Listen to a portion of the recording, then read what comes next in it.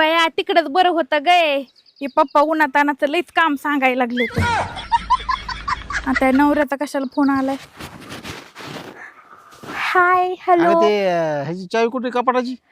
कपाटाची चावी ना ते आपलं बेडच्या साईडचं ड्रॉवर आहे ना तर तिथे खाली ते कागद असन बघा पांढऱ्या कलरचं त्याच्या खाली.